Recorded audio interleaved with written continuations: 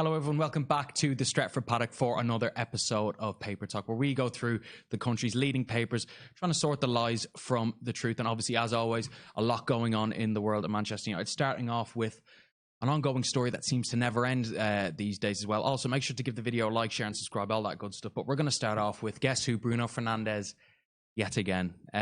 We kind of thought a few weeks ago that perhaps this move was kind of, materializing into something important. But it's kind of stagnated. Obviously, all the ITKs on Twitter had their plane watches on, so on and so forth, and nothing come of it as of yet. But starting off with some actual quotes, some actual genuine journalism coming from Bruno Fernandes himself.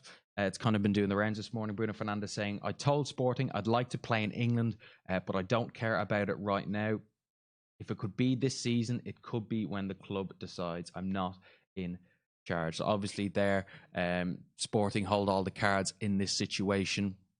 And I mean, it's been a typical, I'd like to think, Portuguese kind of transfer. I mean, most of the reports we've been kind of running stuff off have been coming out of Portugal, Ojota, kind of clubs like outlets, I should say, like that, reporting that moves have been made for Bruno Fernandes. And it kind of reminds me, if any of you remember, about a decade ago, it almost seems very similar to the situation of João Moutinho when he was kind of linked with United. It felt like every summer, but nothing kind of materialised of it. Bruno Fernandes saying there, if it could be this season, it could be when the club decides. I mean, I don't know about you guys, but I think it would be in Sporting's best interest to cash in right now. I mean, if you look at, and I use, for example, someone like, Bakayoko off the top of my head, when he went to Chelsea, Monaco cashed in 40 million for him.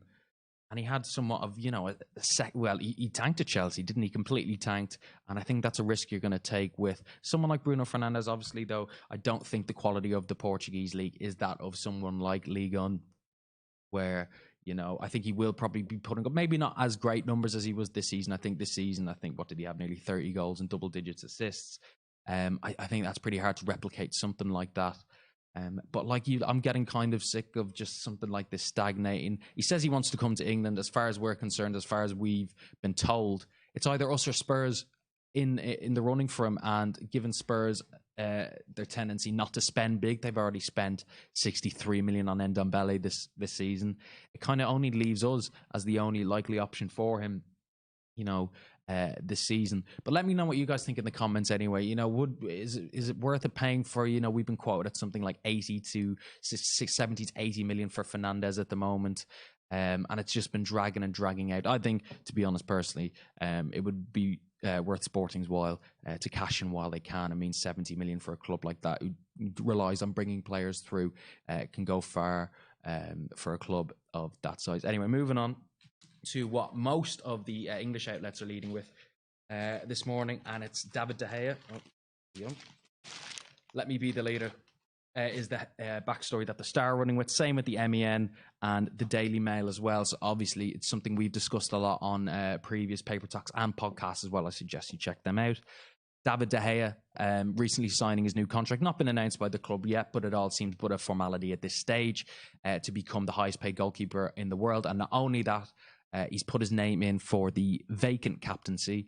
And it is vacant, to be honest, because we've said a few times who's going to captain the team next year. A lot of people saying Paul Pogba. Ollie was going to give it to Paul Pogba in order for him to stay. I said a couple of podcasts ago, I don't think that would be a wise decision. I think Ollie would come off as somewhat submissive, giving it to a player like Pogba, who has publicly come out and said, he looks for a challenge elsewhere. But to be fair, Pogba's, put his head down and as it moaned like the likes of Neymar and Griezmann have this summer. But, De Gea, let's not forget, De Gea has been a player who's wanted to leave the club and made no kind of bones about it over the past few years. I think when you look at what players we have available in the squad right now, he is probably one of the contenders, given the fact of seniority, how long he's been at the club, how, he has been our best player easily with the exception of last season, the past 5-6 seasons. So, I mean, a lot of people have been saying, God, because I was thinking as well, and I think I mentioned it on one of the watch-alongs, that Ashley Young probably will be made club captain, similar to a similar type of role that Michael Carrick or Valencia would, where they would be taking a back seat. I only think that, with Dalot and Wan-Bissaka, who, by the way, is looking at bargain at 45 million. Ashley Young probably won't play that much, but De Gea, he's a player who is going to play near enough every game, with the exception of probably Europa League and FA Cup. He is a pretty good professional in the fact that, he has, like I previously mentioned, come out and said he wants, well, not publicly said, but it's been all but indicate that he does want that move away from Manchester United. You remember the dodgy fax machine gate and all, it all looked assert that we were going to lose him. But no, he has, and he has, like I said, been the professional that we all kind of hoped he'd be. Let me know what you guys think of the comments as well. If not De Gea, who else do we give the captaincy to? Lindelof? Do we give it to someone like maybe Juan Mata? Or do you give it to Paul Pogba, which would definitely, I believe, split opinion within the fan base, to be honest. Like I said, not for me, probably not the wisest decision to give it to someone like Paul Pogba, but we'll wait and see. Another story as well that has kind of trickled through last night, and to be honest, I'm going to rubbish this from the start. Fotosport reporting that Galatasaray have made a loan offer for Fred. The Turkish side have offered a €2 million loan fee to United for Fred. The Reds are apparently open to negotiate. There's a couple of reasons I don't believe this to be true in any way, shape, or form. Number one, I think Galatasaray don't even need to pay the wages of someone like Fred to win, the Super League. I think their closest rivals, Fenerbahce, finished something like 11th last year, teetering in the relegation zone for a long time. And the second reason, to be honest, is I'm pretty sure they've just brought in Jean-Michel Seri from Fulham on loan. And I doubt his wages are, I doubt they're pretty low wages. I think, to be honest, a guy like Jean-Michel Seri, who was decent in the Premier League for Fulham, you're going to get him on the cheap, and I don't think United will let him go on the cheap wages wise either. Fred's an interesting one, to be honest. I think maybe in January last year under Jose, I think a lot of people would have been pretty happy to cut their losses with Fred. It wasn't really working out for him. He wasn't really getting the game time, because he's almost like Andres Pereira in that sort of way. He was playing that holding midfield position, but he is more of that progressive bring forward. To be honest, he's the only one in that midfield, that central midfield, maybe the likes of McTominay and Pereira, who have a bit of pace about them. They do. He is a progressive player, and I thought at least anyway, and I still do, that the PSG game when himself and McTominay, I think, covered something like 13 kilometers each between them, in the game, was a turning point from. And to be honest, he was one of the standout players, not always unbelievable, but definitely one of the standout players towards the end of the season, which wasn't hard, to be honest. The run we went on, what was it, 2 wins in 12 games? But no, he was one of the, he did stake his claim that maybe should be given another season. I think when you look at someone like, I think is a perfect maybe comparison, someone like Fernandinho, who came from Shakhtar, from a weaker league like that, in a similar position, he didn't blow the world away in his first season, did win a Premier League, but definitely wasn't one of City's standout players. And if you give him a few seasons like that, you look what he is now. I think people could make the claim that Fernandinho is probably one of the best in his position, not only in the Premier League, in the world. Not saying Fred is going to be that level, but I think he definitely should be given time. You can't write a guy off after, one season. That step up from, I don't even need to tell you, Ukrainian League football to the Premier League. I mean, I would probably compare it to something like, I don't know, coming up from League One. Shakhtar are a pretty good team. The players that have come through the ranks and the Brazilians they've scouted. But to let Fred go on a loan to Galatasaray, this might as well, just sell him at this stage. I think when you spend 52 million on a guy like that, you have to give him time. You have to let him find his feet in the squad. I mean, getting thrown into a United team last season, I don't think there would have been many players that would have flourished, to be honest. I mean, it was absolute carnage. Him and Dalot, the only two, and Lee Grant, of course, the great Lee Grant, were the only two, or three, I should say, brought in last summer. So for me, I think anyway, Fred has to be given a bit more time this season. I don't believe any of those reports. I think it was the only Fotosport were the only outlet that were reporting it. But again, I'd love to see that Fred McTominay central midfield partnership be given a bit more time next season. I think if they can do it in the Parc des Princes, they can do it anywhere. Right. Let's see what you lot are saying in the loving that high fade. Some people noticing the new trim. Appreciate it. Bruno wants Liverpool. He said it before. It suits his style and game, plus Champions League football. Well, I think the bookies had him on odds on to go to Liverpool at one stage, something like 4-11. It looked pretty certain. But Liverpool haven't made much moves in this transfer market. I think something like that will come back to bite them. To be honest, look at a team like Chelsea.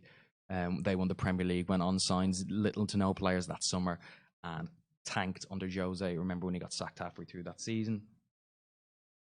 Well, yeah, Fernandes, 65 million is good. I think, to be honest, it all falls down. Like it's down to Sporting, and they're going to try drive up the price as much as they can. To be honest, they're trying to get the best deal for them, and I think, to be honest, they could probably squeeze like 70, even maybe 80 million euro, I'd say, out of a club like United. Honestly, Woodward is a total claim. 57 million for Fred was crazy. In all fairness, he's bang average at best. 57 million was definitely too much for someone like Fred, but people have to remember that United are paying that United tax, aren't they? When they have to pay, and just look at Harry Maguire, the Harry Maguire case. We've been quoted at 80 to 90 million, something like that. Do you think Harry Maguire is really worth 80 to 90 million? Of course he's not worth 80 to 90 million. Someone like Fred isn't worth 52 million, but that's what United have to play to bring these type of players in.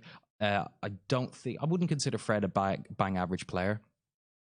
I think he's got a lot of potential there. I think he's only 25 at the moment as well. And like I said, that step up from Ukrainian League football to Premier League football is massive. And when he was in the Champions League with Shakhtar, he was putting up some pretty good numbers as well. I have to remember the first half of last season wasn't really given a chance, was kind of in and out of the team sporadically.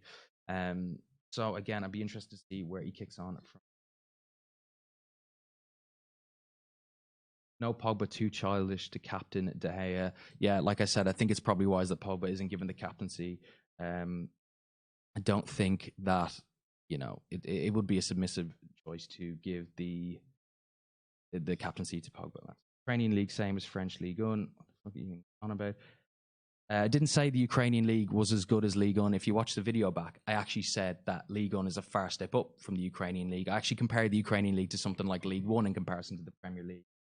Some of the best players in the EPL come from Ligue 1. Yeah, the Ligue 1 produces some of the best players in the world. I'm talking quality throughout the league. You've got a team that's walking it by like 30 points, PSG, which is an unfair comparison, to be fair. I will say that, the money they have. But I'm talking quality throughout the whole league. Ligue 1 isn't of that of other European leagues. But, of course, it's better than Ukrainian League. Jesus Christ, give me a break. What's happening with the Maguire situation? I don't know. Looks like Leicester are just holding out for the 80 to 90 million, I'd say, to be honest.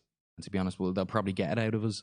I think I saw something like 65 million is what, or was it 70 million we initially offered them for Maguire? And Leicester, a bit of balls on Leicester, to be honest, to turn down 70 million for Harry Maguire. I think they just know, he is the player that United need at the moment. But, oh God. We paid 90 million for Harry Maguire. I do think he is definitely the player we need. I do think he's a top class defender, but I just don't know. The thought, especially 10 years ago, what 80 to 90 million bought you, it's kind of crazy to see how far football's come. But anyway, guys, that's all from us today. Anyway, make sure to like, share, and subscribe. We will be live tomorrow for another paper talk, and we will be live for the next watch along of the preseason. And every Premier League game this season as well. So make sure to check that out. Like, share, and subscribe. Follow us on Instagram, Facebook, Twitter, all that good stuff. And we'll see you next time. Cheers.